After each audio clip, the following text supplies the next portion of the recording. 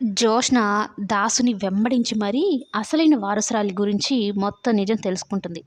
అది కూడా దీప అని తెలిసిన తర్వాత ఒక్కసారిగా షాక్ అయిపోయి కళ్ళు తిరిగినట్టయిపోతుంది.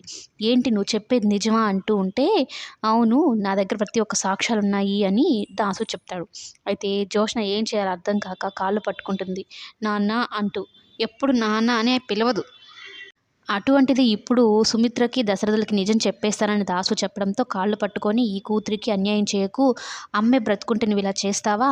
అమ్మ నా కోసం ఎంతగా ఆలోచించేది.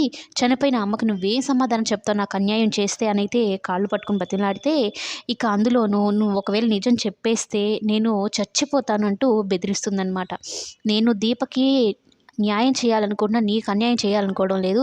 నేను ఒక తండ్రిగా నీకు న్యాయమే చేస్తున్నానమ్మా" అంటూ మాట్లాడితే, "ఎందుకు నాన్న ఇదంతా? నీ చేతులతో నన్నే చంపేసేయి. ఈ ఘోరాన్నయితే నేను చూడలేను. దీప అసలు వారసురాలని ఇంట్లో వాళ్ళందరికీ తెలిస్తే నా పరిస్థితి ఎలా ఉంటుందో నేనైతే ఊహించుకోలేను, చూడలేను. అందుకే నన్ను చంపేసేయి" అనైతే చెప్తుందనమాట.